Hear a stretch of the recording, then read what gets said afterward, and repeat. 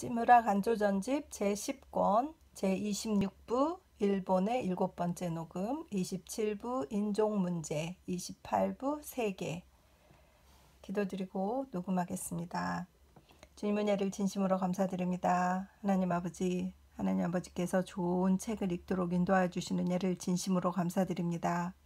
귀한 내용 너무나 많은 것을 담고 있고 현실과 아주 비슷한 것을 읽을 때마다 놀랍니다. 우리 인생에 정말 달라진 것이 없구나 라는 생각이 듭니다. 귀한 내용 너무 아까워서 리딩해서 유튜브에 올려서 다른 한 형제, 다른 한 자매와라도 쉐어하기를 원해서 노력하고 있습니다. 하나님 아버지, 귀한 형제 자매들이 이 리딩을 들을 수 있도록 주님께서 도와주시옵소서. 인간의 힘으로 하지 않고 성령의 힘으로 꼭 도와주시옵시기만을 간절히 바라고 기도드립니다. 고맙고 고마우신 우리 주 그리스도 예수님 이름 받들어 기도드렸사옵나이다. 아멘.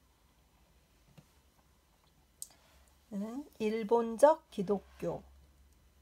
일본적 기독교란 일본에만 특별히 있는 기독교는 아니다. 일본적 기독교란 일본인이 외국인의 손을 거치지 않고 직접 하나님께로부터 받은 기독교다.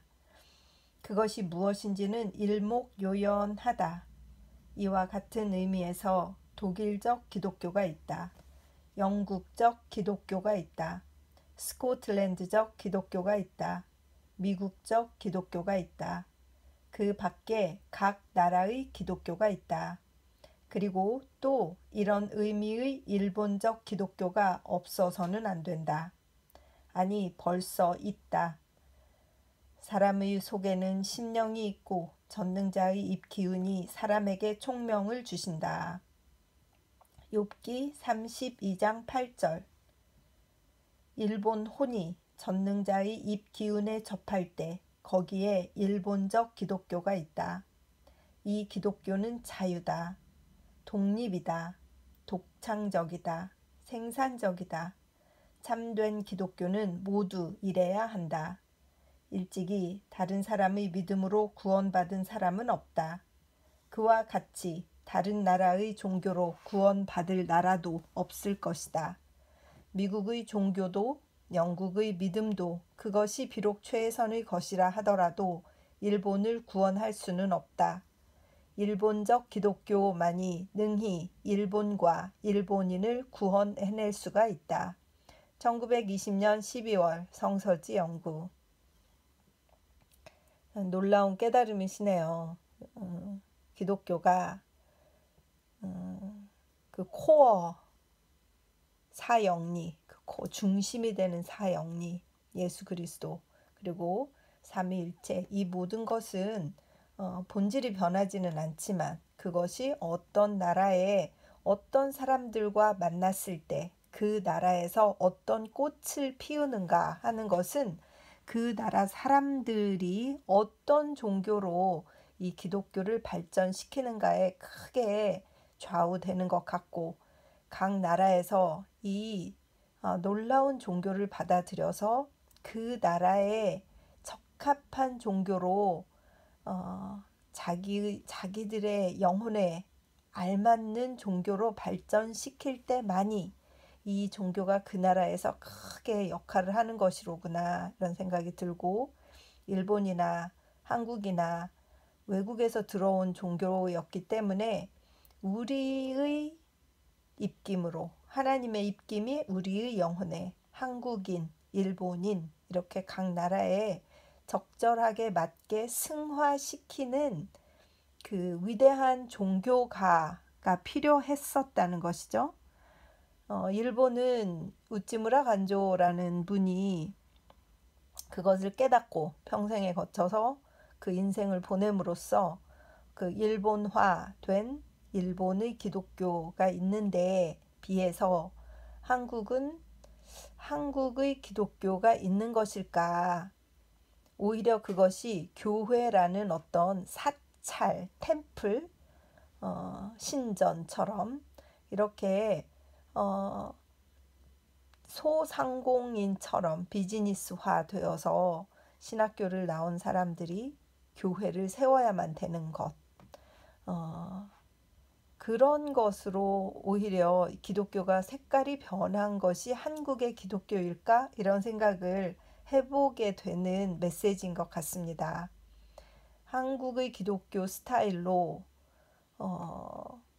어느 나라에 어떻게 영향을 미칠 수 있을까 이런 생각을 하게 되고, 우리나라에 여러 번 제가 스스로에게도 묻고, 제가 뭐 지식이 없는 사람이니까 아는 것도 없지만 우리나라에 손꼽을 만한 이 사상가, 종교가가 있을까? 그런 생각이 들어서 좀 질문을 스스로에게 던져보게 되는 것 같습니다. 만나는 좋은 목사님들이 많이 있는 것은 사실이지만, 많이 계신 건 사실이지만, 그 교인들의 신앙을 도와주는 데에 일익을 담당하는 건 맞으나 이 사상으로서의 기독교, 이것을 어떻게 해야 된다라고 이런 걸 이렇게 정립하신 분이 있었을까 이런 생각이 드는 거예요. 스스로 혹시 더 아는 분이 있으면 좀 알려주셨으면 좋겠습니다. 누구라고. 뭐 좋은 목사님들이 있으신데 그분들인 것인지 아닌지 그건 제가 잘 모르겠습니다. 그래서 어느 교회를 인도하는 어떤 목사 이렇게 얘기하면 이미 그 교회의 교리에 빠져버린 것이기 때문에 순수 신앙으로서의 기독교는 이미 맞지 않다라는 우찌무라 간조의 사상을 대입해 보았을 때 한국적 기독교가 과연 어떻게 발달했을까? 이렇게 질문을 하게 되는 것 같습니다. 계속 읽겠습니다. 막다른 골목과 구원. There is wideness in God's mercy, like the wideness of the sea. 하나님의 자비는 넓도다, 마치 바다의 넓이처럼. 하나님에게는 막다를 골목이 없다. 막다른 골목은 사람에게 있지 하나님에게는 없다. 하나님이 때때로 사람을 막다른 골목으로 몰아넣으시는 것은 사람이 하나님을 통해 새로운 문명을 개척하게 하시기 위함이다. 하나님께서 모든 사람을 불순종에 가두신 것은 그들에게 긍휼을 베푸시기 위함이라. 로마서 11장 32절라고 한 것과 같다. 사람이 자기가 자기를 도울 수 있다고 생각하는 동안은 차츰 궁지에 몰리게 된다. 그러나 일단 자기에게는 도울 힘이 없다는 것을 깨닫고 위를 향해 하나님의 도움을 구하면 은혜의 길이 그의 앞에 열리게 되고 그는 무한한 하나님의 동산에서 무한한 자유를 누리게 된다. 이 곤고한 자가 부르짖으니 여호와께서 들으시고 그 모든 환난에서 구원해 내셨도다. 시편 34편 6절. 개인이 그렇다. 국가도 마찬가지다. 오늘날의 일본은 사방팔방 어디를 보아도 막혀 있다. 전 세계는 일본인에 대하여 문호를 닫고 우방인 미국조차 배 1을 그 국시로 삼게 되었다. 밖으로 발전의 길이 막힌 일본인은 또한 안으로 풍기가 문란하고 정신이 위축되고 사랑은 식어지고 동폭끼리 서로 괴롭히면서 거기서 약간의 쾌락을 누리는 판국이다. 이런 상태로 계속되면 50년이 못 가서 틀림없이 망하고 말 것이다. 그러나 실망할 것까지는 없다. 일본인도 하나님이 지으신 백성이다. 바른 길을 따라 구하기만 하면 큰 은혜는 그들에게도 임하기 마련이다. 하나님께서 일본인의 앞을 가로막으신 것은 그들로 하여금 하나님을 찾게 하셔서 더욱 위대한 국민을 만드시기 위함이다. 하나님의 도우심의 손길은 아직도 뻗쳐 있다. 일본을 구원해 낼 길은 아직 얼마든지 있다. 하나님을 믿는 우리는 오늘날 궁지에 빠진 일본 위에 하나님의 사랑의 인도가 임할 것을 믿는다. 지금의 상태는 새벽을 알리는 어둠이다. 일본을 참된 하나님의 나라로 만들어야 할 때가 가까워졌다. 하나님께 의지할 때 베일이 무슨 문제랴. 홍해 해안에 선 모세, 던바 전쟁을 앞둔 크로멜이 생각난다. 하나님은 가까운 장래에 일본에서 큰 영광을 드러내실 것이다. 1924년 5월 성서지 연구. 교파를 없애는 길. 기독교 신자는 모두 그리스도 안에서 형제요 자매일 것입니다. 그런데도 치열한 경쟁과 배척, 분쟁, 다툼을 거쳐 들어온 구미인의 선교를 받아 신앙이 들어온 우리나라 기독교 신자들은 그들의 영향을 받고 그들을 닮아 분쟁과 투기와 원한의 사람이 되어버렸습니다. 이것이야말로 가장 슬퍼할 일입니다. 이는 우리들의 불행이기도 하고 기독교 자체의 불명예이기도 합니다. 나는 일본에서 교파의 배단을 없애는 가장 좋은 방도는 교파를 타고 들어와서 교파 의식을 계속 심어주는 구미의 교회와 인연을 끊는 데 있다고 믿는 사람입니다만, 그러나 이 의견은 현재의 교회들 간에서는 도저히 받아들여질 것 같지가 않습니다. 따라서 우리 일본의 기독교 신자이면서도 구미 신자의 본을 받지 않고 참으로 주 안에서 형제 자매가 되기를 원하는 사람들은 일본인만이 갖고 있는 신의와 공명을 존중하고 무슨 일에나 살을 버리고 공을 생각하고 음흉한 짓들을 일체 피하고 다른 사람의 나쁜 점을 생각할 것이 아니라 좋은 점을 늘 생각하고 그리스도와 나라를 위해서라면 모든 정신을 물리치고 한 덩어리가 되어 움직이는 정신을 기르면 좋겠습니다.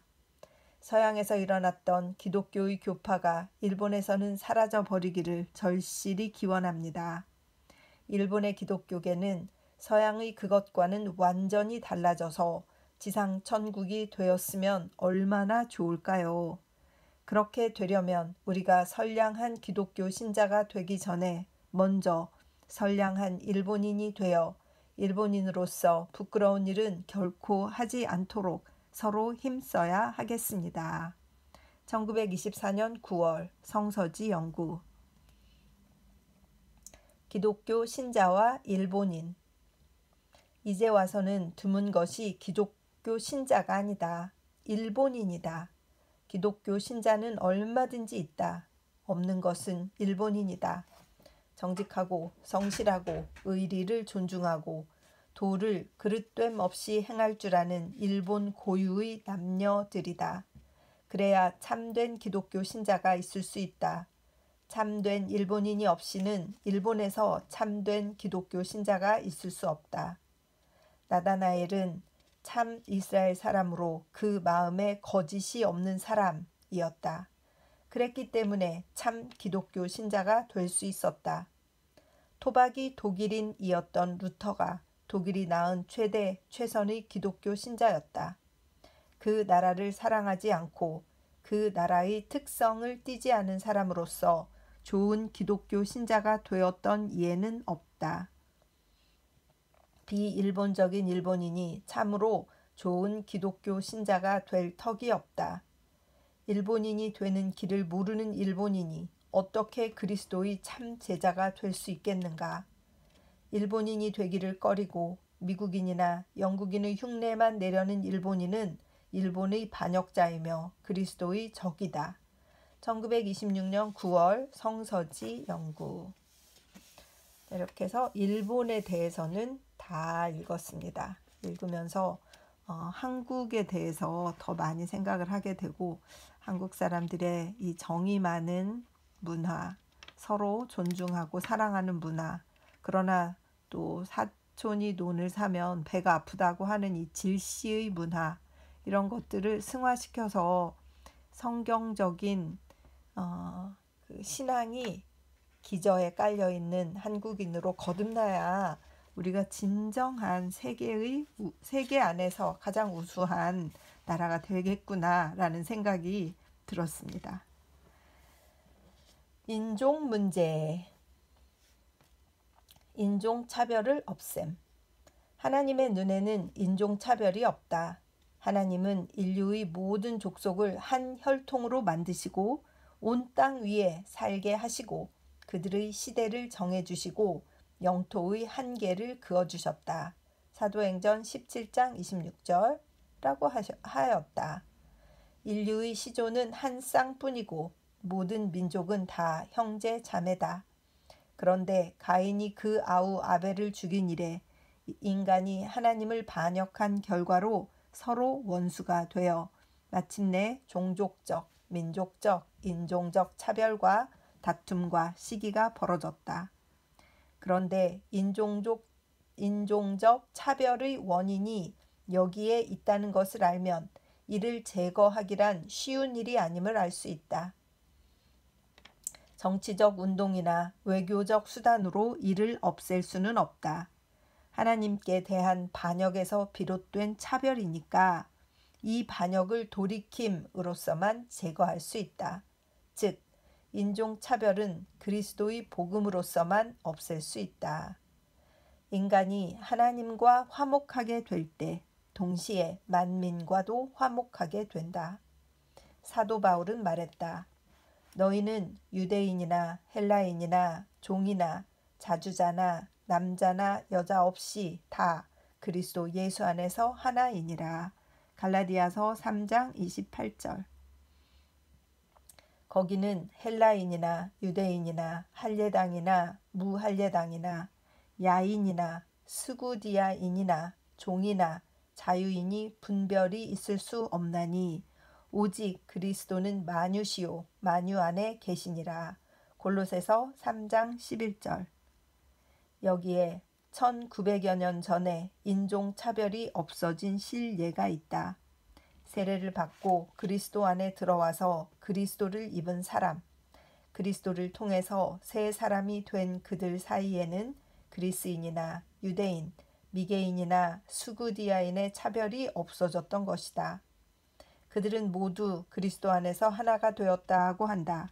하나였다. 물론 동등했다. 그러나 거기에는 깊은 이유가 있었다. 그들은 모두 그리스도 안에서 하나였다. 그리스도 안에서만 인종적 차별이 소멸되는 것이다. 그리스도 안에서 하나님께 대한 인간의 반역은 완전히 사라지고 따라서 상호간에 존재하는 모든 격리는 제거되는 것이다. 그리스도 안에서만은 온 세계가 참 형제가 되는 것이다. 천하에 이것 말고 다른 데는 구원이 없다. 그리스도를 제외하고 다른 데는 인종차별을 없애는 길이 없다. 피는 물보다 짙다고 하지만 영은 피보다 짙다. 사람이 그리스도 안에서 새로 지어지면 그는 민족과 인종을 초월해서 하나님의 아들이 되는 것이다. 나는 일본에 머무는 중국인 가운데 최근에 그리스도를 믿게 된 한 사람이 내게 이렇게 말하는 것을 들었다. 중국과 일본의 친선도 그리스도로 말미암지 않고는 참된 친선이 있을 수 없다. 나는 그리스도를 통해 구원을 받고야 비로소 중일 친선의 비결이 어디 있는가를 알았다. 참으로 명언이라고 할 만하다. 동서양 사이에 가로놓인 장벽을 제거하기란 물론 어렵다. 그러나 불가능한 것은 아니다. 그리스도께서는 우리의 화평이시다. 둘 사이에 막혔던 담을 허시고 둘을 하나로 만드시고 서로 원수된 것을 자기 몸으로 해소시키신 분이다. 그들을 자기 안에서 하나의 새 사람으로 만들어 화평을 이루시고 서로 원수된 것을 십자가로 없이 하시고 그 십자가를 통하여 둘을 한 몸으로 만들어 하나님과 화해하게 하셨다. 에베소서 2장 14절에서 16절라고 쓰여 있는 바와 같다. 그리스도의 복음을 통해서만 인종차별은 완전히 그리고 근본적으로 사라질 수 있다. 1919년 4월 성서지 연구. 세계의 주. 세계의 정치니 세계 세력이니 하는 말이 있다. 그리고 국가의 목적은 세계의 주인이 되는 데 있다고 한다. 그러나 이를 어쩌랴. 세계의 주인은 악마인 것이다. 마귀가 또 그를 데리고 지극히 높은 산으로 가서 천하 만국과 그 영광을 보여 가로되 만일 내게 엎드려 경배하면 이 모든 것을 내게 주리라. 마태복음 4장 8절에서 9절. 세계는 악마에게 속해 있다. 그러므로 세계의 주인이 되고 싶으면 엎드려 악마에게 절을 해야 한다. 국가를 세계의 주인으로 만들기를 원하고 교회를 세계적 세력으로 만들기를 원하면 악마의 이 요구에 응하지 않으면 안 된다. 세상에 국제적 전쟁이 있는 이유는 세계의 주인이 되고 싶어 하는 국가가 많기 때문이다. 기독교 신자가 세상을 이긴다 하는 말은 세계를 정복하여 내 것으로 삼는다는 뜻이 아니다. 세상에 대한 야심을 포기하여 이를 나의 주인으로 삼지 않는다는 뜻이다. 세계는 버려야 하는 것이다. 얻어야 하는 것이 아니다.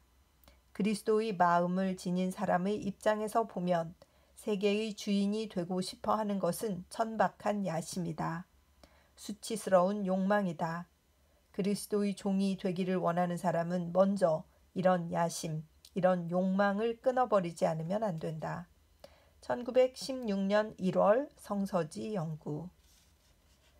누구의 세계인가? 땅과 거기 충만한 것과 세계와 그 중에 거하는 자가 다 여호와의 것이다. 시편 24편 1절 라고 쓰여져 있다. 세계는 앵글로 섹슨 민족에게 속한 것이 아니다. 또 미 대륙은 미국인에게 속한 것이 아니다. 세계는 하나님의 것이며 하나님이 주신 백성에게 속해 있는 것이다. 인간의 정부가 제정한 어떠한 법률도 괄호 열고 그 정부가 아무리 강대하더라도 괄호 닫고 땅의 소유권에 관한 이 근본적 법칙을 변경시킬 수는 없다. 의로운 자가 땅을 차지한다. 불의한 자는 그 소유를 빼앗긴다. 만일 세계 역사가 명백한 것 단 한 가지만을 가르쳐 준다면 바로 이 한 가지를 가르쳐 준다. 그렇다면 만일 그 국민의 마음이 하나님 앞에서 올바르지 못하면 수천억의 금을 가졌더라도 소용이 없다. 대해군과 무한의 자원을 가졌더라도 소용이 없다. 하늘의 법정에서는 벌써 그들의 소유권이 박탈당했다. 젖과 꿀이 흐르는 가나안 땅은 하나님의 참된 백성인 이스라엘인에게 주어지리라고 약속되어 있다. 하나님의 거룩하신 이름을 찬송할지어다. 1924년 7월 성서지 연구. 오늘은 여기까지 이렇게 읽도록 하겠습니다. 잠깐 기도드리고 리딩을 마치도록 하겠습니다. 주님 은혜를 감사드립니다. 세상에 존재하고 있는 어떤 문제라도 그리스도의 복음이 아닌 채로 해결을 하려고 하다 보면 그것이 해결하는 방법에 악마적인 요소가 있게 될 수밖에 없겠구나. 세상은 악마의 것이기 때문에 세계의 주인이 되고 싶으면 악마에게 절을 해야 되는 것이로구나 하는 것을 다시 생각하게 되었습니다. 무엇을 가지려 할 것이 아니라 십자가에서 모든 것을 내려놓으신 우리 예수 그리스도처럼 많은 것을 포기하고 단념할 수 있는 담대함이 필요하겠구나 라는 생각을 하게 되었습니다. 자꾸 무엇을 손에 쥐려고 하는 어리석음을 주님 용서하여 주시옵시고 우리의 영의 눈을 열어서 귀한 것을 위해서 귀하지 않은 것을 포기할 줄 아는 귀한 주님의 자녀들 될 수 있도록 주님 인도하여 주시옵소서. 리딩을 듣는 분들을 사랑하고 축복합니다. 저와 같은 느낌으로 저와 같은 깨달음으로 이 리딩을 들을 수 있도록 주님 인도하여 주시옵소서. 감사드리며 고마우신 우리 주 그리스도 예수님 이름 받들어 기도드렸사옵나이다. 아멘. 사랑하고 축복합니다.